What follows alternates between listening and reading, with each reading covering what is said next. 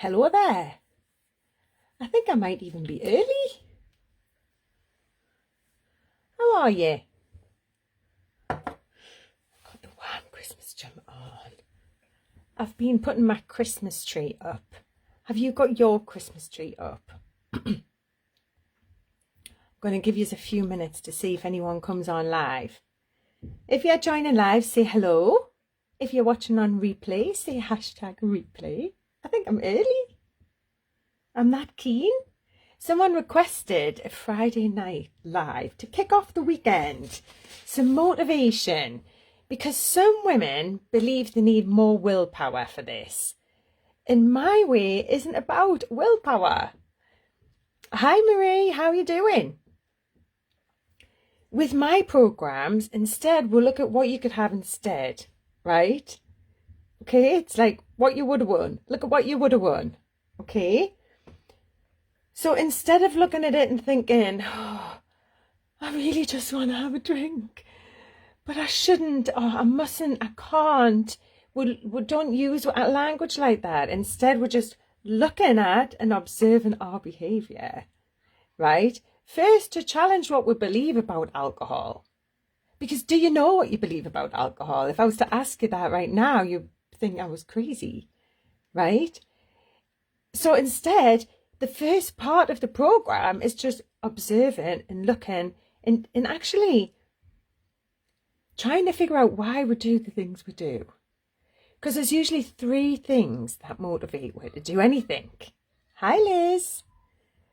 The 3 things that motivate you are usually your health, your wealth, and your relationships.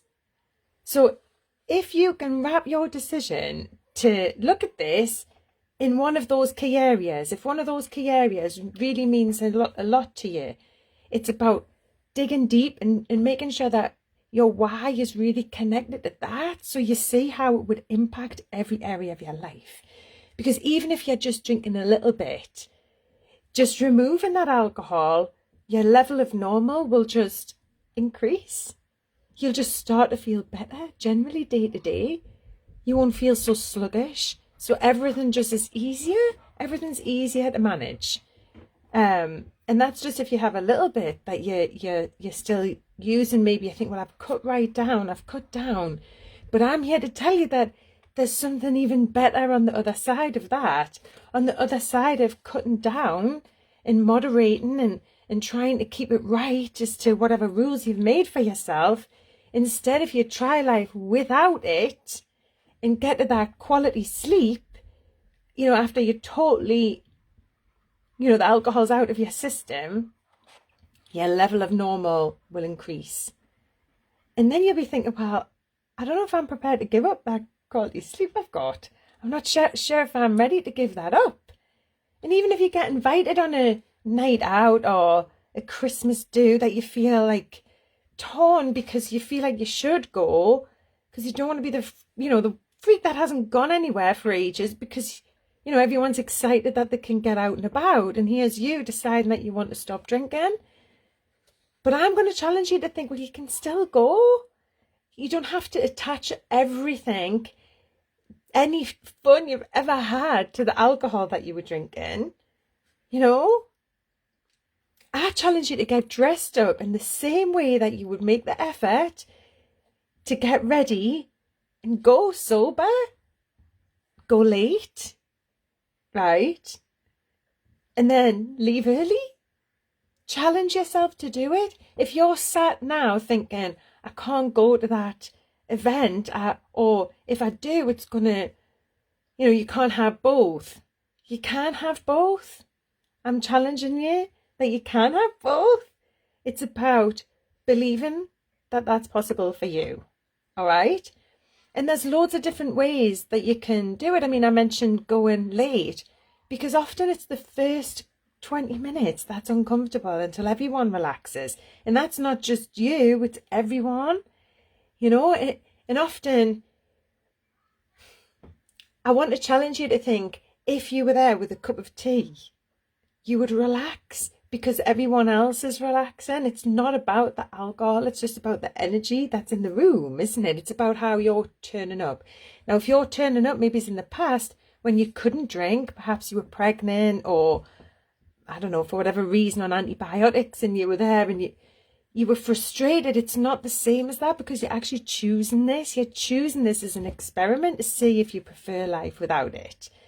So instead of not going, consider getting ready, getting dressed up and going, and maybe leaving early if that's what you need to do, because there's something very powerful in driving yourself home after your first sober night out. You just feel like you can do anything.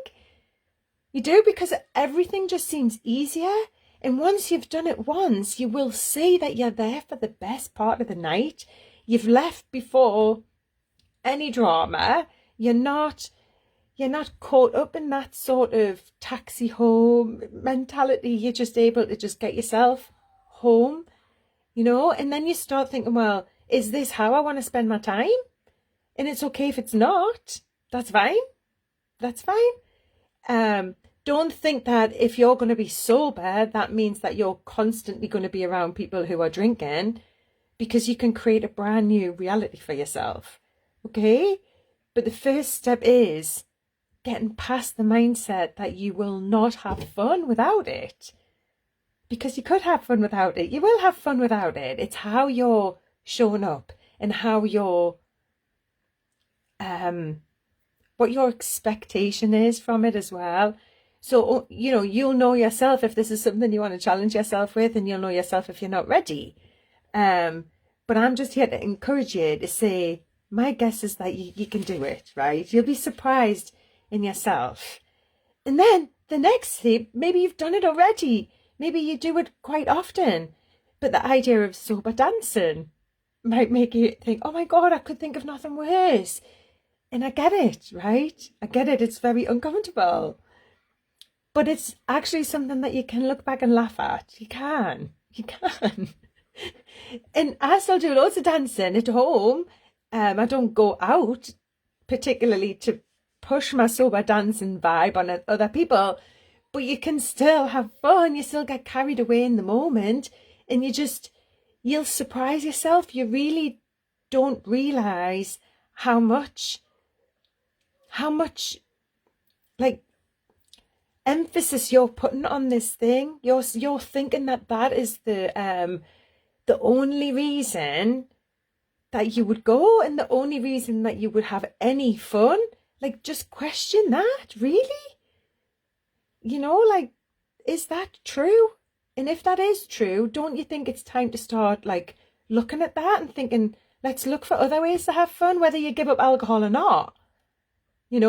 It might be that you find the other ways to have fun before you give up the alcohol, or that you find the other ways to have fun and then that leads you to not even needing to give up alcohol. But it's just about looking at it, and that's what I'm inviting you to do with my programs and my group and all my work.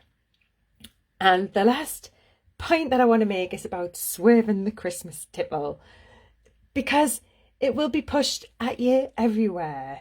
And just question. I'm not telling you not to have it, but just question each time. See if you do say no thank you, how hard they push, how hard do they challenge you? How many times can you say no? Who can you say no to? And there'll be other people who you find it really, really hard to say no to.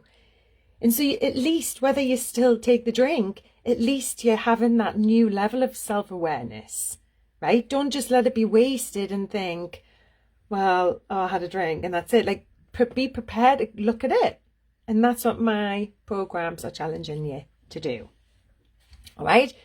So how is everyone? Is anyone coming on to say hello?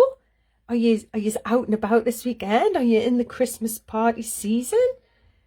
I know I've just put my tree up, and before that it's like, oh, I'm not ready yet, I'm not ready. And then the tree goes up, the wham jumper's on, Christmas night's out, and I'm picturing all the time where you're stumbling. I'm trying to put myself in your shoes and thinking about my first sober Christmas. How was it? I was determined. I knew that I was aiming for a year, and that was why I started my journey it was about the 18th of November, because I didn't want to drink over Christmas, because I was sick of that feeling in January.